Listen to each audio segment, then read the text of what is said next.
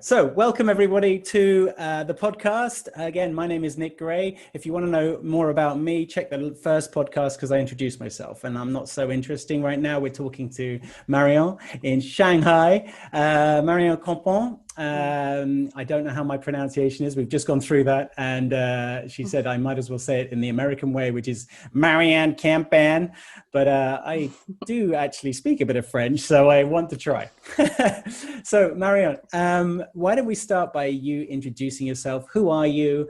Where are you? And where are you at in your stage in life? And things like that. If you start off. Cool. Thank you, Nick. The pronunciation is good. It's not bad at all. So well done for that. I'm relieved. So you said my name is Marian. So indeed, I'm French and I live in Shanghai. I come from a very normal background of business school and a corporate career. And at the moment, I am shifting from this usual path to something that I really care about, which is basically coaching, diving, and writing. So these are like my three main focuses right now. Not all at the same time, hopefully. Or maybe. Well, yeah, trying. So trying to be efficient with all of them together. So let's back up. How come Shanghai? What made you end up in Shanghai? Well, you know what? That's a super good question because usually people ask me, and you know how sometimes you can have like a fixed idea and you just cannot let go. Well, for me, Shanghai was that. When people ask why Shanghai, I don't know. It was in my head. It was Shanghai, and I've had it for 5 years before I could come. So for 5 years, everyone around me was hearing how I wanted to go and move to Shanghai, and I had no real reason to do that, but that was just my goal. And so I tried everything, and it was a bit difficult because Shanghai is a place where if you want to work here, you need to have at least 2 years of work experience in the same position before you can actually move and do your work visa here. So it was a bit complicated for me because I did not have those 2 years, and so I was dedicated to make it work no matter what. Found a company that had headquarters also in China, in Shanghai, and just went for it full on. And that took a long time. Very cool. And you've lived in other places as well. And I'm gonna dig because I know a lot about you already, but the people listening don't know this stuff. So you've lived in some other places, and I believe you speak a few different languages as well. That's right. Yeah, I've always been passionated with languages. I grew up in Tahiti, which is in the middle of nowhere in the Pacific Ocean, and there people speak Tahitian and French. So it's a French. It belongs to France. It's an island that belongs to France. And then in growing up, I've lived also in Germany, in the UK. I've lived in Spain, in Taiwan, and I think that's about it so far. But usually I just go to different countries just because I have this, it would be cool if I would go to Spain. I just want to go to Barcelona, or I want to go to Madrid, and then I just end up spending a year there, or like 6 months or whatever, and make my life there, and then I jump on to the next place that comes up in my head, and that's it. That feels very familiar. Right. I've also lived in a lot of different places, and I think it is pretty cool to go to Barcelona or to wherever. And I love that expression, "make my life there." Right. Yeah, that's a really great way of looking at it. So, okay, so I want to dig deeper on that in a bit. But so in terms of languages, though, because I know that's a big part of what you're challenging yourself with. So you speak. Obviously French, because you come from a French-speaking place. English. What are your other languages? So I speak French, English, German, and Spanish. And my goal in life is to speak 10 languages. This is the one and only real goal that I've had for a very long time. but it's also probably because I haven't been able to achieve that goal yet. So I guess that's why I still have it. I want to speak 10 languages. And right now with Chinese, I'm at 5. And I'm not yet starting the number 6 because I am struggling with Chinese. It takes a very long time. And once I will be finished with Chinese, I guess I'll move on to either Russian or Arabic or another language like this that sounds really cool and that I really want to learn. Well, that is a huge challenge you're setting yourself, and I love it. And it's very, very impressive that you're already speaking all those other languages. But yeah, I think maybe you'll end up convincing me to learn Norwegian or maybe Swedish, actually. Well, Swedish is pretty cool as well. Swedish maybe interesting, but I love Norway. I am in Norway. And as I just told you before we started this, I'm actually skipping class today to talk to you in my Norwegian class. So I'm currently doing intensive course in Norwegian, but I'm not a linguist like you. Contrary to what my parents might have told people, I do speak okay French.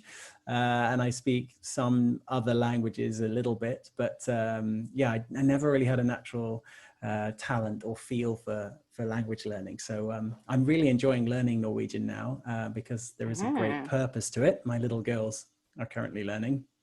So I need to make sure they don't have a secret language. But yeah, I applaud you. It's a weapon. I don't think I'm anywhere close to the same league as you in terms of language acquisition and especially long-term goals. My long-term goal is to be able to speak one other language really fluently. So that's going to be Norwegian. So that's where I'm at. But okay, so great. So you said growing up in Tahiti, what and moving around, what was that? Was that with family work or like your dad's or mum's job, or was it that's right. some other factors? Yeah, that's right. So in France, if you're basically working for the government, my parents are teachers. And you can decide to go and teach in Paris or in Bordeaux or in Toulouse or in Tahiti. So it's exactly the same. And 30 years ago, it was still considered being paradise to go to Tahiti. But 30 years ago, like calling your parents back home in France was extremely costly. And you would just do that once a month, basically, maximum. So there was, I don't know, like the big American movies would come out a year and a half after they would just come out in France. So everything was just so slow and so different. So you were very much isolated. But in this isolation, there was so much that I also learned when I came back to Tahiti a couple of years afterwards. I also realized like this slow motion, this kind of isolation has a lot in it that I try also to bring back to my life. Because when you're in a city like Shanghai, and maybe your listeners are in different big metropolitan cities, and it's just super fast, how do you just sometimes take the time for yourself to focus on what's important to you and how you can achieve the best of what you want in life, basically? And I think that for me was something that I try and use as much as I can also from time to time. Yeah, I love that. And in fact, the more people I talk to, I mentioned to you that, you know, I have a lot of coach friends, and my first podcast was with my kind of uncle, John, who is a you know, very, very experienced coach himself. And in fact, he talked about meditation, and I hadn't really had him as a person that meditates. He's an extremely high energy person. So whenever you meet him, he's like this extreme high energy. And I didn't really have him as someone who did much meditation. But you also mentioned that you've done some meditation as well, right? And some retreats and things. Yeah, that's right. I actually listened to the podcast, and it's true that he has a very good energy. I liked it too. But it's not because you do meditation that you don't have energy, or that you're like a silent monk, or that you just don't act, or that you don't behave like a normal person. It's probably more a way for you to work on yourself with how you react to things. So instead of maybe reacting to life, to be more on the action rather than the reaction, and having that space or that time where you can actually make a decision instead of just react with your old habits or things like that. So for me, I started meditation about 6 years ago, because I was in a high pressure sales role, and I just felt that I could need something like that, where I could manage maybe my thoughts differently than what I was doing. And I just read one of these crazy articles about people waking up at 5 a.m. and just doing meditation and sport and all these things. And I was like, oh, this is so not me. And now it looks a bit more like me, actually. But back then it really felt very disconnected from my life. And they recommended different apps and things. So I started with apps, meditating maybe 5-10 minutes a day. And I just realized after, it was pretty quick, after just a month or so, I could realize that, yeah, when my colleague says this and I just want to respond, or I just want to make him realize this or that, and start a fight eventually, maybe, then I just stop, and I have this moment where I can decide, do I want to do that, or can I choose another path? That was pretty quick, after doing just a couple of minutes of meditation a day. So it doesn't come in the same day, but eventually you just realize I have more tools to control my thoughts, control my habits, control my patterns, and I can decide more things. So for me, meditation has this power. I recommend that people look into this, because I feel it's a very powerful tool. I totally agree. And I totally agree from a person who isn't good at setting aside that time to meditate. We've been talking a lot about it right now, my wife and I, and about getting up early or doing some meditation, taking some time, because I think, just to be clear, what I meant about the sort of high energy perspective versus meditation is, you often get the perception when you're around high energy people that they kind of never stop. They never stop to take stock of where they're at, or calm moments, and you just get that impression. So that's what I meant with my uncle, is like, he seems like someone who is sort of always on, always always high energy. And of course, the important thing, as you've just described, is to stop and actually take time to collect your thoughts, learn to control your emotions, learn to control your reactions to things. I think that's it's something that's come to me with age, I have to say, is this understanding of recognizing when things are triggering me in emotional response, and trying to get that under control. And it's I think, part of the challenge, I'm going to be sexist now, but it's sexist against men, so it's okay. But I guess as you become an older guy, for some reason you seem to get more grumpy. That grumpy old man thing I can see it happening. But I also trying to understand that, and understand how that emotional response comes. It's very. I think meditation will also really help me. So I really do intend to take some time. As I mentioned to my uncle, it's like, running is kind of like my meditation. I sort of zone out, and I can just be in a different headspace. But, absolutely. So you've done some really intense meditation and retreats and things, right? That's right. So in discussing this with, I think it's always great to discuss like what you do, what you try, what you realize like you're doing differently with your friends, your close friends. I had a friend, her name is Aline, and she's an inspiration for me, because she's someone who's studied so much. She's one of the most clever person that I have surrounded myself with, and I've always had those interesting discussions with her. And when I told her about meditation, she said, "Oh, have you heard of something called Vipassana?" And I was like, "No, never heard of that. What is that?" And she said, "It's like 10 days where you go in a center and you just like don't speak, no one speaks to you, and you just meditate all day." And usually when you say that, people, you have two kinds of reactions. People either go like, "No way, never, not for me." Or they go like me, "Oh my God, that sounds amazing. That sounds amazing. I can spend 10 days somewhere and no one speaks to me. I want that." And I can just focus on myself. I can just look inside. That's great. And So I tried the first Vipassana about 2 years ago.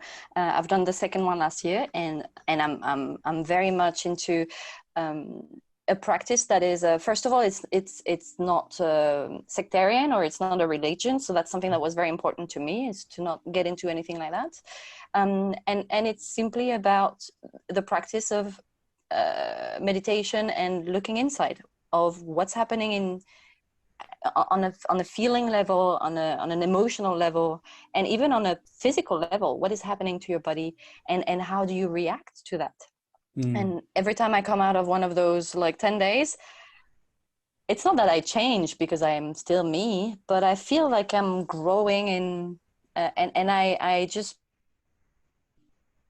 bring that practice in my daily life and in my relationships with people, in the way I absorb information, or in the way I address a challenge, for instance. Then I feel I have then this practice also that I can bring to my high energy that probably you can feel. I feel this is very helpful to me.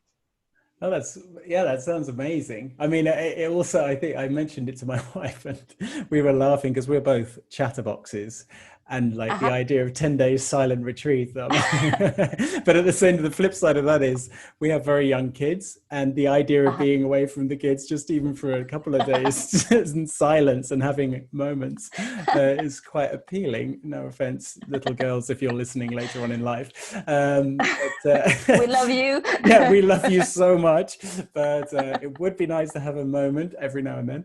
No, but it does sound incredible, and I guess the ability to connect with yourself, like you say, and just understand what's going on. I think, all too often nowadays people are we've got so much information, sort of, it's like a fire hose of information coming at us all day, every day, through social media, through news, and we all think we're better informed, but in a way we're very much being just driven to trying to pick out the bits of information that we can process, and then running forwards with that, and we're expected to take millions of emails every day, and millions of podcasts and videos and things, and all this information, and actually stopping and taking stock of what's going on with yourself and understanding yourself better, I think is a really, really good point. And in fact, so it goes in with a lot of what I feel about like building a win, because understanding yourself, understanding the game you're in, but also understanding yourself, and understanding how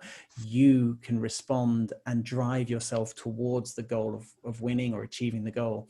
That's a really, really key element, is to really understand yourself and be in control of that. And all the top sports people, they have a lot of control of themselves and drive and discipline, when they're going for it. And if you want to be in the best orchestra in the world, you've got to have the drive and discipline to really get control of your plan and execute. So with that in mind, I wanted to kind of ask you, I guess one of the questions I want to try and ask most of my guests is, what's your philosophy on winning? And in terms of winning, achieving goals, achieving a dream, achieving something spectacular for yourself. What's your sort of philosophy around that? Well, that's a good question. So I don't really have a method, but I think, and what I've been reflecting on lately is very much about the little voice that you have inside of you. You talk about knowing yourself. I guess I'm building a bridge between that and listening to yourself. Because I don't know if you've noticed, but somehow you have that voice that speaks to you, and you decide whether you're going to listen to it or you're just going to ignore it. And I think most of the mistakes that I'm making, even now, are when I just don't listen, and when I just decide to ignore, or when I think, no, but it's going to be fine. It's going to be all right. You're going to be able to make it and pull it through. And the voice inside is just like, nope, not that. That's not what you should be doing. Like, you should be doing this instead. And that's really what matters to you. And you're losing your time. And then I just realized, for me, when I really feel that I achieved something, initially it was the voice. When I told you, like, I had the Shanghai thing, the little voice in my head, and I couldn't let go, I just made everything happen so that I could be now in Shanghai.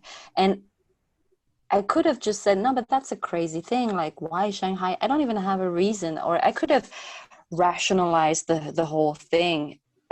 Instead, I decided to just put my passion and my dedication to it. Mm. And that's when things or magical things happen. Instead, if you just go and try to rationalize, or you try to actually find reasons or excuses why this is not going to work out, then indeed it's never going to work out. And second, you're also going to be very miserable, or eventually you're going to be very frustrated because you never really tried anything, or you never really listened to yourself. So I guess that's the only thing that I have been like thinking about lately is, I can hear my voice, but do I really listen? Do I really follow it?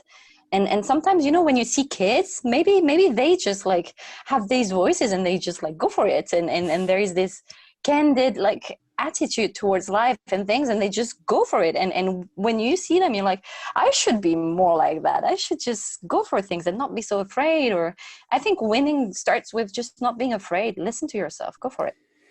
I completely agree, and I think it's also important to recognize, what is it you're afraid of, right? It's usually failure. It's usually if I try something and fail, what does that mean? You know, am I then a failure? Or and I think it's so important to recognize, well, if you're afraid of failing, then you absolutely should do it, because you should fail. Like, to achieve the dream, you have to understand what it is not to win it, or not to I'm in a group meeting. Hang on. There we go. So I'm in a group meeting on Zoom, but that's all right. I just got a strange message in front of me. So recognizing that you're afraid to what you're afraid of. And if it is to fail, then you should go ahead and do it. Because if you're not failing at certain things, then you're never going to achieve it. You know, I'm sure your Shanghai dream came into your head. It wasn't like the next day you managed to get to Shanghai. It took time, it took effort, and it took a plan and an execution strategy. I think it's great to listen to that little voice in your head. And I mean, to be honest, this podcast is a bit of a product of that. So I'll tell you a little story as well, because it's quite interesting. I think it's interesting because I have 1,000,001 ideas all the time. I'm quite creative, and I'm innovative, and I love sort of futurology and all things future, all technology. I'm a total nerd. Awesome.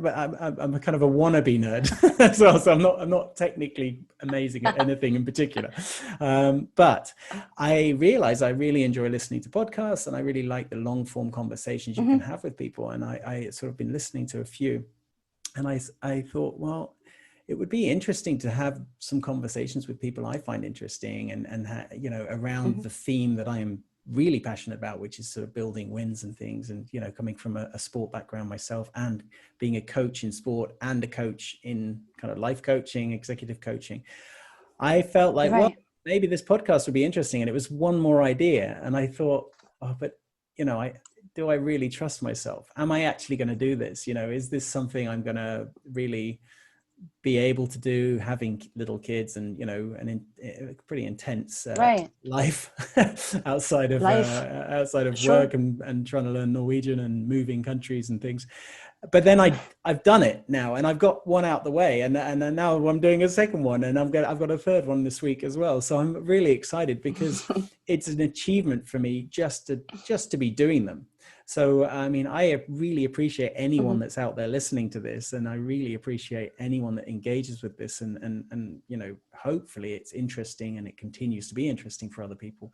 But I'm just super proud of myself for actually doing it. Like, saying I'm going to do something and then doing it is very cool for me. So, so I think, you know, and I was afraid of failing. I really was. I'm now much less afraid, because the big thing was to start doing it. You know, to take the step to do it.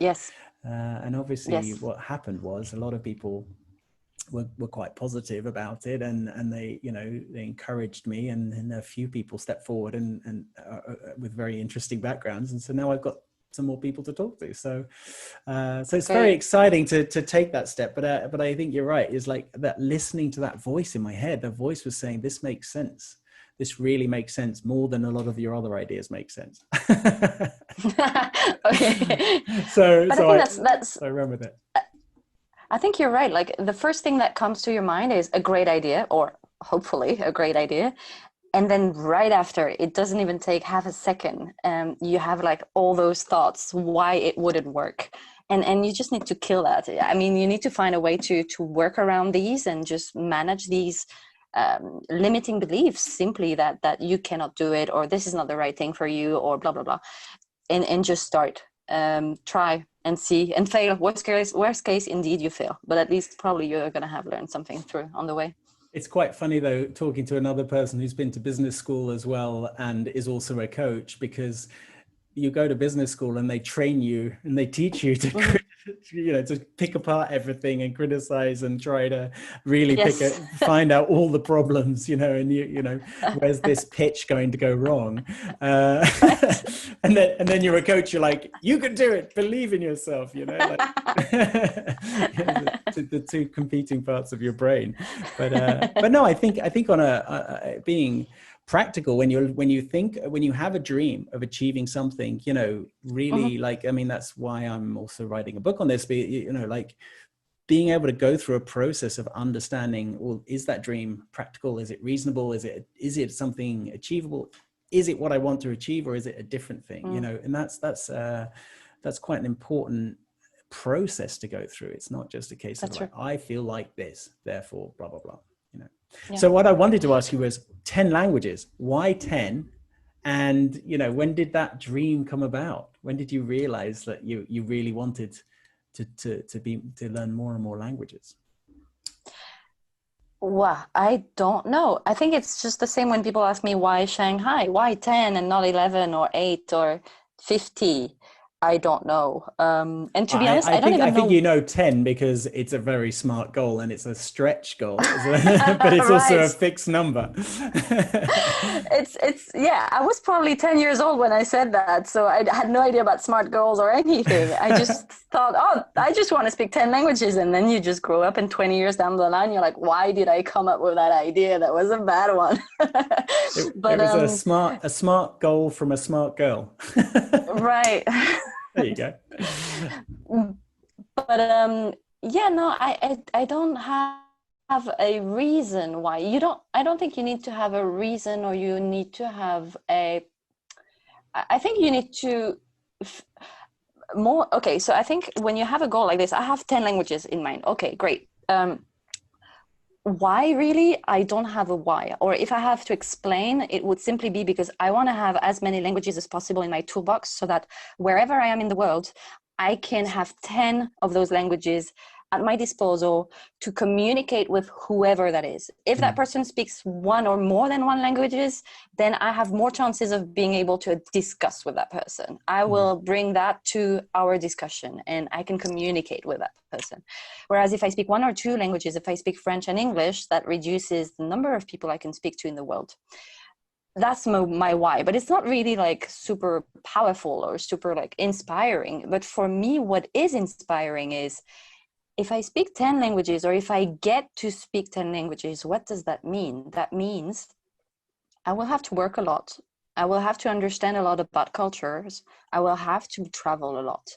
I will have to meet a lot of people and be in very awkward situations very regularly throughout my life to achieve that goal. And so it's more than the why of the end. It's probably more the why of the process towards the goal.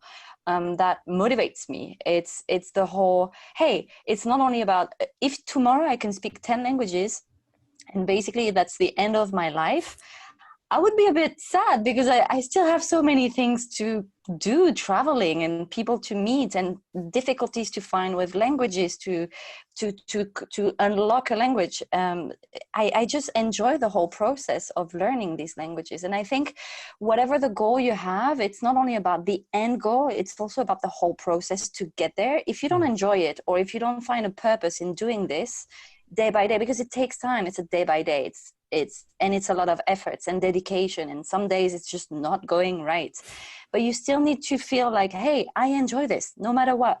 I feel it's cool, I'm good with it. Today's not a good day, but I'm good with it. I don't know what you feel, if that's also something that you're observing in people that win usually. Yeah, I think I mean I absolutely think if you're not enjoying something, if you're not, you know, anything that's worth achieving takes effort, perseverance, Mm. resilience, and if you're not in it, if your heart's really not in it, then it's going to be impossible to achieve Yeah. the Yeah. ultimate dream. It's really interesting listening to you talk about it though, because when you mentioned about culture and things, I think something that for those that haven't lived abroad, I think it's going to be really difficult to understand that perspective and from your home country, you know, and Mm. I have lots and lots of friends because I'm very lucky to have lived all over the world. I have lots of friends from lots of different countries who have also lived all around the world and in different places.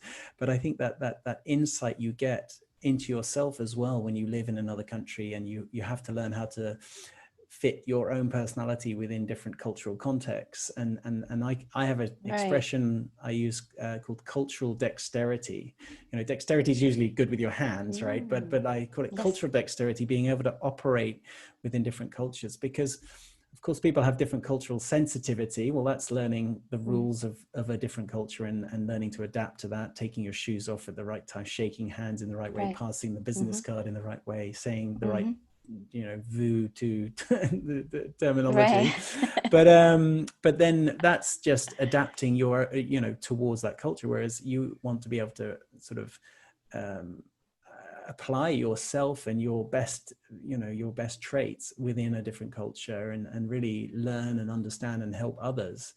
Then you need to be dexterous. You need to be able to actually have an argument with someone, you know, a rational argument with someone without getting stuck.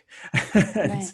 And those sorts of things are very challenging. And I think your point about languages and stuff, it's interesting listening to you, because I think I understand that deeper context of like trying to understand more around the world. Like the more, I don't know how you feel about this, but the more I've traveled and the more I've lived in different places, the more I realize just how little I know. You know, it's frustrating in some ways, but you know, I've traveled around Australia for nearly 6 months in a van, and I know I've seen hardly any of it. And that was, you know, almost 20 years ago. So it's completely changed Mm. again. And so much Different. of Yeah. it will have changed, and the way in which people behave will have changed because of technology usage and things. So even though you may think, you know a place because you traveled there 6 years Yes. ago, 7 years ago, it may be completely different now. Absolutely. And the culture may have adapted and changed slightly. So that's why in some ways I find it frustrating, because you're constantly like knowing that you don't know. But I love that at the same time, because the not knowing is actually then, it is inspiring to want to go out and learn more. And I think if you've got the language skills that you want, I mean, you've already got 5, which is pretty amazing, by the way. So like even just having that in your toolbox, as you say, is a tremendous asset to being able to apply yourself, understand more, understand how things are changing. It's such an interesting challenge. But yeah, maybe that's more like, maybe that's a big part of it for you. I don't know. What do you think about that?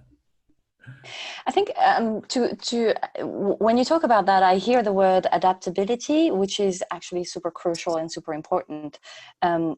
Before coming to China, I never really realized how important being adaptable was and what it really meant.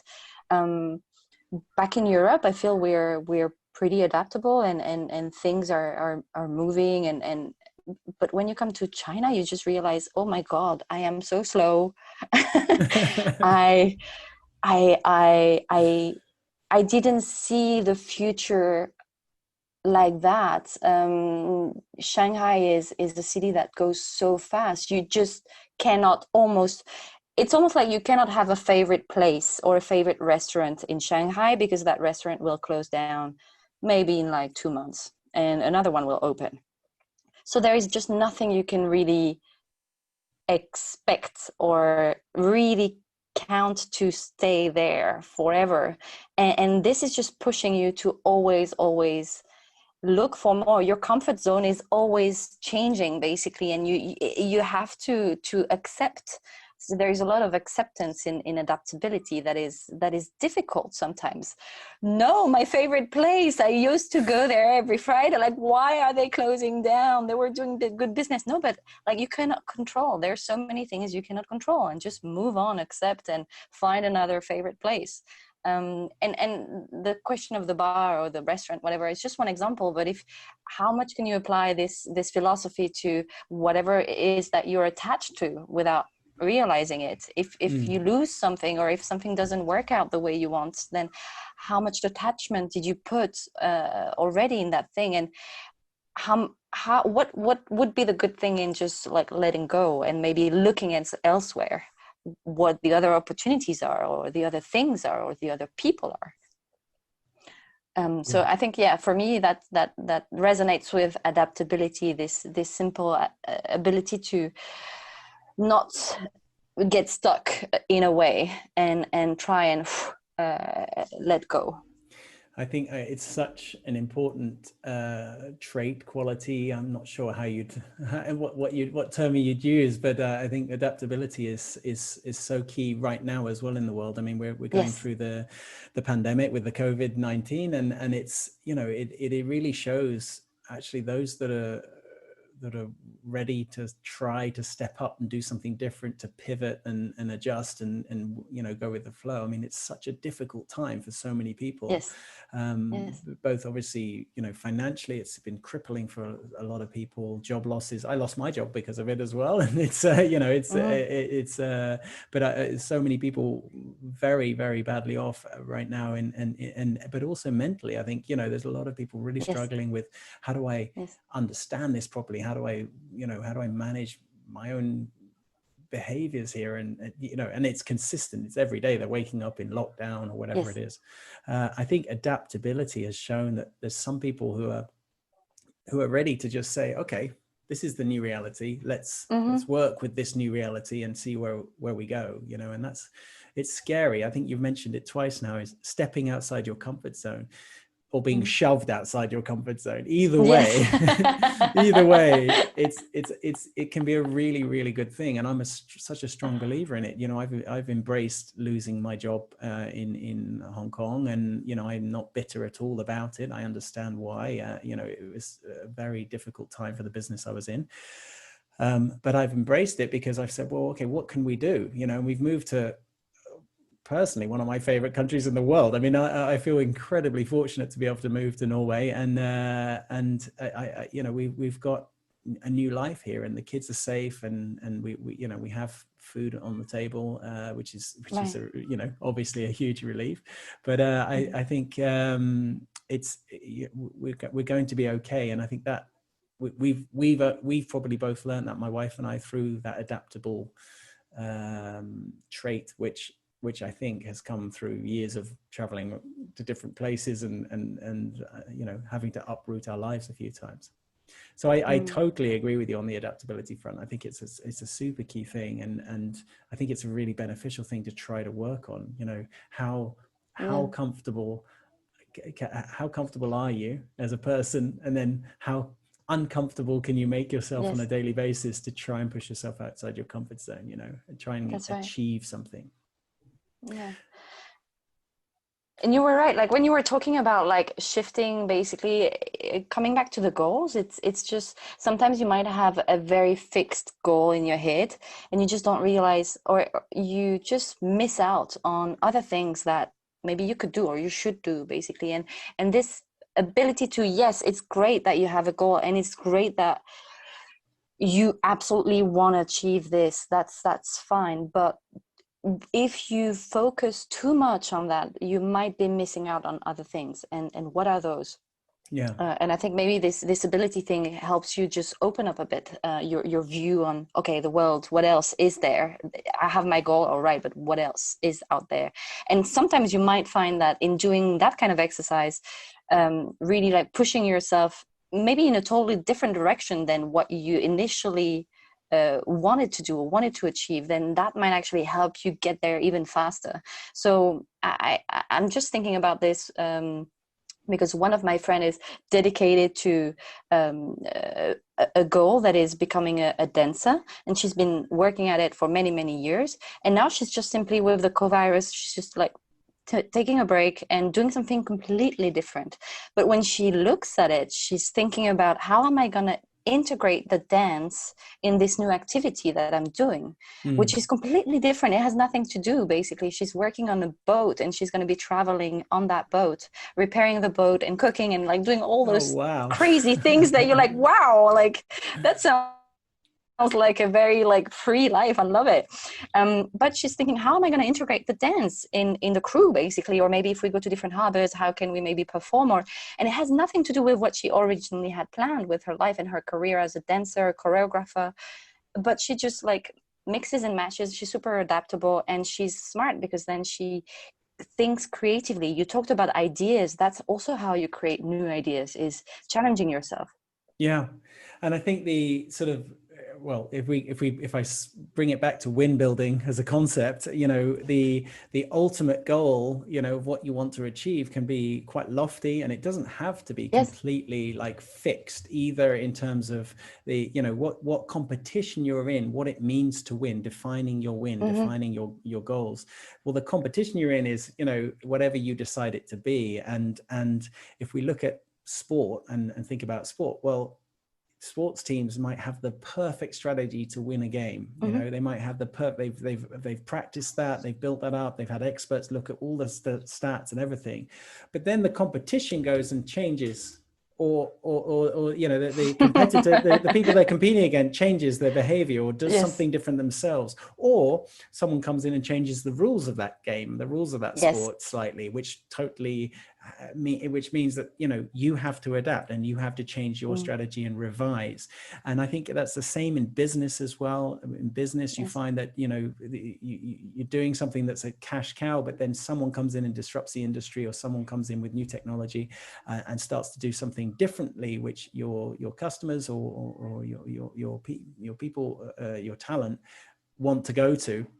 And you have to adapt, you have to change and adapt. So I think on a personal level, it's super important to learn how to adapt yourself as well. But also on a team level or a business level, it's also super important to be able to adapt as well, and be adaptable. And in fact, that's one of the things I was really proud of the company I was working for, EF Education. We're very good at that. We're very good at like just pivoting and adapting, because you know, they were privately owned, and they had the ability to do things like that. And I love seeing that when you see that in businesses and in sports teams, you know, the ability to adapt and change. But yeah, revising your strategy, but it doesn't necessarily mean you take your eyes off the ultimate sort of the goal, the ultimate dream. Yeah, it's a good point. There's a quote on top of my mind. I think, I'm not sure I should attribute it to Darwin, but it's simply the fact that the species that gets to survive is not the strongest, it's not the smartest, but it's the one that is the most adaptable. And that is just super important. If you realize that, you're like, okay, if I want to win this game, I can be the strongest, I can be the smartest, I need to be the most adaptable. Yeah. And I think so. What is it then that you think makes you, because I can see you're adaptable, and I think you're adaptable, but what is it that makes you most adaptable? Like where do you see that it's come from, or how do you perceive yourself as you know, improving your adaptability? That's a interesting point. So in coaching, I have specialized in something that is called the Strengths Finder. So it's an assessment that simply tells you about your strength, and ranks your strengths from top 1 to the strength number 34, basically.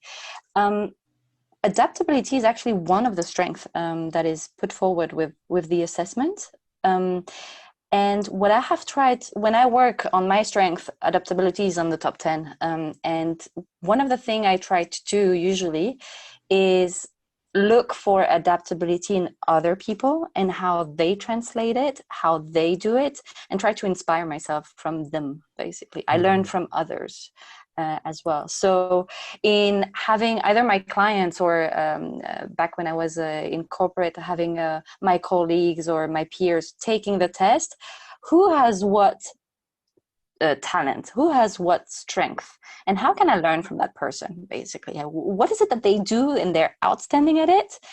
What's their little like thing? How do they do that? Or what's their philosophy? Like, how do you see, if you ask someone with adaptability, like, how do you see this situation? They're going to be giving you a point of view that is a bit different from maybe what you thought initially about it. So I try to create the discussion around this with people that I feel are better at it than I am. This is how I try to work on it.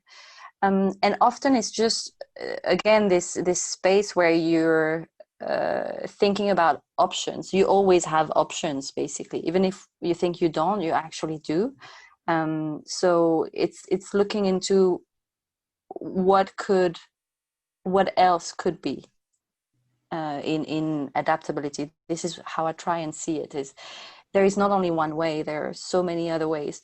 So maybe one of the things that I would do is, if I know my friend Mar, for instance, has adaptability in her top 10, if she was in my situation, what would she do differently? Or how would she say that to that person? How would she communicate that to that person?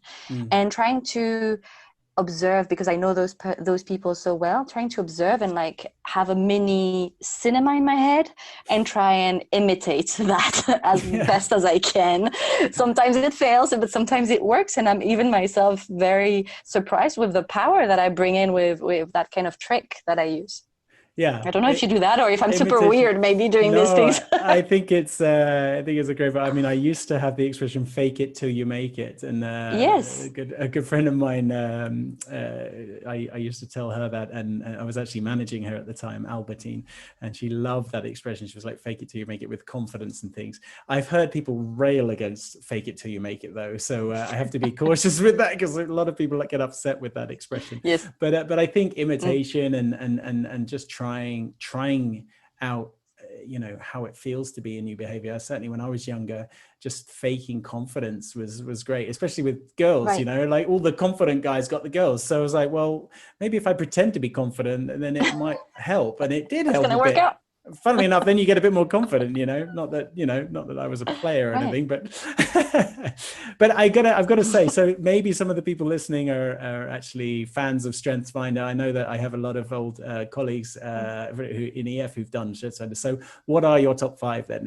We have to say it, just because people will probably be wondering, and I'm wondering. Okay. So my top 1 is input, which is this ability of collecting, whether it's information, contact, things, stories. Languages. So I'm like, languages, exactly. So there you go. You can see it already, a tendency there. I am a restorative, someone that problem solves. I am an achiever, someone that gets things done. I'm a learner, so of course languages, learning, why? Just for the sake of learning something new. And I'm a relator. I'm someone that likes very deep conversations, deep relationships. I am very, very comfortable in building trust very quickly with people. That's very cool. Okay. I might as well say mine as well, because I'm maybe people you have yours there. Yeah, well, I know mine. You have yours. But I realized when you were saying it, I was like, I'm going to have to say mine, and now I have to remember them. But I'm an activator, number 1. Futuristic and ideation, I think, is number 2 and 3. Yes, of course. Strategy, and then responsibility. Okay. And when I heard about responsibility, I was like, that doesn't seem right, because I used to do extreme sports and I've broken myself so many times on a snowboard. I can't be very responsible. But it's more around the idea that you take responsibility for like trying to do things right, or trying to finish the work with integrity, for example. And integrity is sort of, I guess, the number 1 thing I try to strive for in life, maintaining my integrity, because for me that's one of the most important qualities a person can have. So yeah, that's my top 5, but I can't go deeper than that, because I can remember, I think my 34 is empathy, which is scary, because I then think Psycho or something. Well, it's not that it's scary or anything, but it's something that, yeah, you need to manage Yeah. basically, or to know. That's good that you know that now. Yeah. My wife's also a trained strength coach, so Awesome. yeah, she's so we, I've been, I guess, a guinea pig on her Oh, studies right. on it. Yes, So for sure. I got to know a little bit about it. No, that's great. I think we can probably wrap up now. I really appreciate you spending the time. I know that you cycled across Shanghai, which, to be honest, sounded. You mentioned that at the beginning, and I wanted to bring it up. You cycled an hour's cycle ride that in trying to achieve it in 40 minutes, which honestly sounds terrifying. I've never been to Shanghai, but I've seen Mhm. it, and I've been to China, and I've seen how crazy the roads can be there. So I hope that you were safe when you were cycling over, but I really appreciate you spending the time with me and taking the time to talk to me. And it was great to meet you on this call, and I hope the listeners got something out of it. Is there anything like you wanted to sort of promote or anything? Obviously, I am not able to pay anyone that I'm doing podcasts with at the moment. So if there's anything you wanted to promote, have you got a dive school you're going to be teaching at, or strength coaching or coaching website or anything like that? No, the only thing that I'm thinking of is one thing that you mentioned that I think is very important, is about the starting process. You have activation. So of course, that's one of the things that you mentioned. And I think that is extremely important. Usually I try to hack my brain, when we discussed about these thoughts or these beliefs that we have that we can't achieve our goals. And I think as an activator, maybe it's easier for you to just get started or to get things started. And I think this is not my strength, but I try to hack my brain, basically just thinking simple hacks like, okay, just do 10 minutes of it. Of course, you're not going to be doing a lot more because you're going to be doing your thing and you're going to enjoy it. But if you just think, okay, I'm just going to do 10 minutes of it, and after 10 minutes I can be done and I can just let it go for today. So that works really well. And the other tips that I would want to give is simply counting down when oh, I should be doing this. I don't know if that is something that maybe you use, but simply thinking, oh, I need to work on that project. Basically, simply counting 5, 4, 3, 2, 1, go. And then I don't know why, but when I do that, I just stand up and I just start doing it, basically, which is not my strength. So I hope these tips will be useful to your listeners who have a big goal, a big idea, a big thing that they want to achieve, and just need to start, basically. So I hope that's going to be useful for them. That is awesome. And thank you, because I had a very cool conversation. I learned about your process and how you think about winning as well. I feel that's very interesting, and I'm looking forward to reading your book, Nick. I gotta get it finished. I'm an activist. I started it, but I gotta finish the thing. All right. Thank you so much, Marion. I wish you a very pleasant evening there in Shanghai, and I hope to see you again soon. All right. Very cool. Thank you, Nick. Have a great day.